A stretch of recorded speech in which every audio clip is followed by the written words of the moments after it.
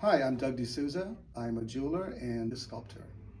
I have a background in engineering mechanics and had a career with BMW for about 10 years. And then I got into an accident. I was rear-ended and I injured my back and didn't know what I was going to do for, you know, the rest of my life. I stumbled on a glass etching artist. He was etching and carving glass, and he was doing it the old-fashioned way of laying rubber stencil on the glass and drawing his entire design and then taking an X-Acto knife and cutting it out and peeling off different layers and sandblasting it. I thought it was fascinating, and so I asked him if he needed help with any artwork since I was now an expert in Photoshop, which I wasn't, but he said he would welcome any help. He was struggling being on his own, and he said anyone who could help me with artwork or even sandblasting glass would be a huge help. So I signed up for that. We didn't talk money. I was just going to see if somehow, I would fit into his routine and help him in some way, and then we could talk if I was valuable to him or not. So I started working on his projects in Photoshop Illustrator now and transferring some of that imagery onto a plotter. And now we were cutting out stencils on a plotter. And he didn't have to do any of that work. And after that, we would lay the entire stencil on the glass, and all he had to do was peel and etch. So that turned out to be a huge help, and I stuck with him for a while. And then he got ill and he wanted to close his studio, and he offered it to me and said, you know the business, and why don't you just run with it? But I was done with New York. I was done with cold weather. So I turned that opportunity down and moved to Florida. Using all the skills I learned from him, I started taking on commissions, and I was doing front entryways and shower doors and room dividers. I didn't care too much for Orlando, so the first opportunity that I checked out Tampa Bay, I decided I wanted to live close to the water. I moved to South Tampa and got myself a little studio doing etched and carved glass. And I did quite a few jobs locally around here. Then I started doing bars. I started doing what looked like icebergs. So it's very rough cut glass, and it's about an inch thick, and slabs of it that were in channels with LED lights going through them. So all the carvings stood out. They were all highlighted. I used to make, tabletop edge lit lamps that were similar in the iceberg shape, and then I would carve designs and I would build the channel and the base out of copper. Fast forward to now, I hurt my back in the same spot from the original accident in my car way back that changed my career. And so I was out of commission for about 3 months, and in that time, my partner said, hey, your gift is your hands. You can do anything with them. I think you should shrink your canvas down to this size, and here are some tools, and go play with jewelry.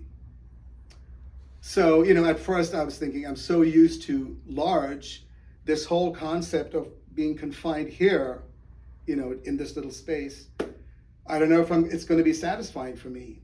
This little space, was it a hospital bed? No, a jeweler's bench. I mean, you're working in 12 inches, really. Your hand movements are all there, right? So I'm not used to that. I'm used to doing this and moving this way. Everything is like 3 or 4 feet. So I took that opportunity and I started, tinkering. And the thing is, when you wear jeweler's goggles, everything looks big. So that helped. I mean, there I was thinking, wow, okay, this is what I'm going to do for a while and see if I like it. And it just pulled me right in. The next thing I know, I was using some of my glass techniques in jewelry. I started carving stones. I would buy raw stones, carve them the same way with sandblasting, making all these designs, inlaying them with other colors, and setting them in jewelry. So fast forward now, been making jewelry for, I don't know, since 2001 or 2002, because the accident happened pretty soon after I got into Buford. When you're making jewelry, you can pretty much do anything you want. Whatever, grabs your interest. I'm looking at the beach and this painting, and I look at a shell and I'm thinking, I think I'd like to do something with this shell. So you start arranging it with other stones, and the next thing you know, you're cutting out some silver, you're making bezels, you're setting this shell. So whatever grabs your interest, you can just run with it when it comes to jewelry. So I find that I'm attracted to rustic looking pieces, and I'm also attracted to finely crafted jewelry. And somewhere in the middle there is where I find, the zone, so to speak. I mix both of them, and that's pretty much been what I've been up to for years. I started, all of a sudden one of my customers said, hey, we're getting married, we would love for you to make rings. Do you offer that? I'm like, no, but I'd love the opportunity. So I jumped into that, and I learned how to make rings. I'm pretty much self-taught. Other than the fact that my partner handed me these tools and said, go for it, I've taught myself everything. I bought books, I watched YouTube videos, and just played around and got good at it. So now, as I'm getting older, I'm realizing that I kind of want something, I want to work on a larger scale again. And I don't want to go back to glass, and I want something fresh. And I would look at my jewelry designs and think, they look so big when you post them on Facebook or you take a photo of them, but inside, in reality, they're about an inch or less. And I would love for them to be huge on a wall.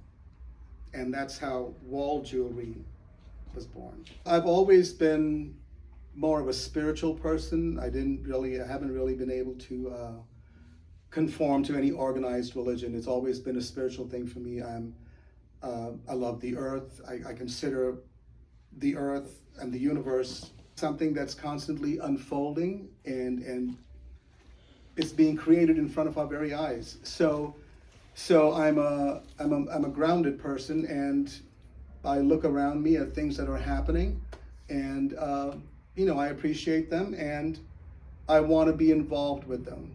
I've started making sculptures. I started with a series called Making Waves, and it has a double meaning. It's about making waves in the art community. It's about making waves in my art and stirring things up, and also making waves to represent the ocean that's we're surrounded by.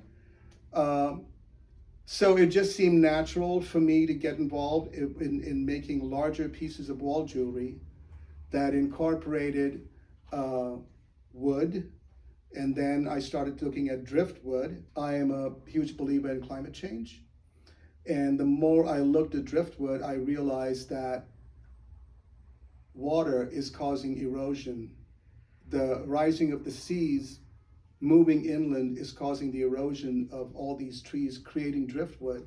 And the rising temperatures are also a problem for sea life, abalone. And so I incorporated abalone and driftwood in my sculptures. And the message is that climate change is real. I also have a big appreciation for everything that's tiki. So the pieces behind me are the Totem series, and they evolved from my love of tikis. So, totems are something that entire tribes or clans would have a totem represent them, and it could be something that the tribe is known for.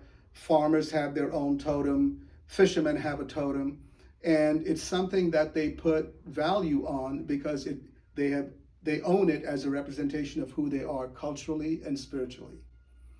And that falls into my whole spirituality thing, where I've been looking at all these totems on Easter Island and all of these, and I wanted to incorporate them in my sculpture. So that's what you're looking at right here. I don't know if you said this deliberately. A little while ago you said wall jewelry. Yes. That's deliberate, yes. Okay, Yeah. okay. I'd never heard that before. Is that your own brand, or is that something that you've heard before that you've decided to adopt? No, that's my own brand. That's me 'cause it's saying brilliant. wall jewelry, yes. I think that's brilliant.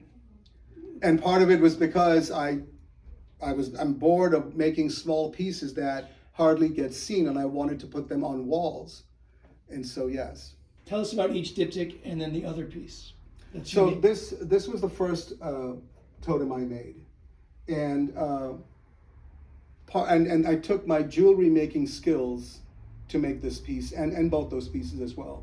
So there's a technique called fold forming, and what it incorporates is taking metal, folding it, and then opening it, and using that fold in your designs. So every fold that you see here has been done that way. The metal has been folded, and then I register that fold by hammering it so it becomes a nice crisp line. Then I heat the metal to make it softer, and then I unfold it. And that's what you're looking at. And that's a jewelry technique? It started off as a jewelry technique, but now people use it in sculptures, they use it in all different projects. But yeah, it started off in jewelry. And how do you achieve the patina effect? So on this piece, this is steel. This is about 22 gauge steel. I use a torch for the patina. Holding it, for a very brief time will give you a brownish color. And then as you hold it longer, it starts to get that dark blue, that nice blue. And if you hold it too long, it becomes a lighter blue. So you'll see on various parts, that's what I've done. The rust color is the brown that you first develop, and then you move it around, and you can be quite specific in manipulating that flame. I didn't want to embellish it with anything else other than just that, and I wanted all the negative space so you could see the background, the wall behind it. These two pieces, these are made from aluminum, and aluminum is just, to me as an artist, is a beautiful metal to work with because it's very malleable. It reminds me of fine silver. Fine silver is very soft.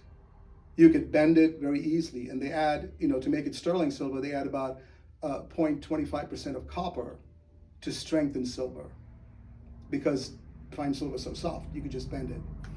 And aluminum reminds me of that.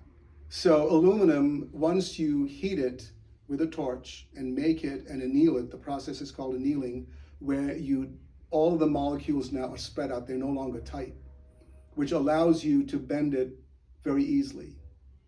Now, as you bend it, you're work hardening it. So there comes a point when you bend it and open it too many times, just like when you're bending metal to break it, you do that over and over again, and it cracks because you've over work hardened it.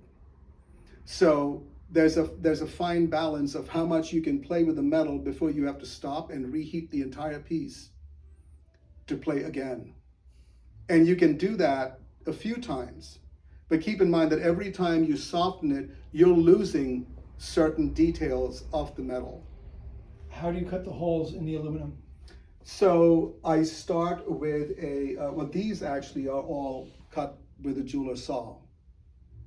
And I can only do that for metal that's this size. I couldn't do it for this. So I start with a pilot hole, and then I use a tool that's called a nibbler, and it nibbles little pieces of metal.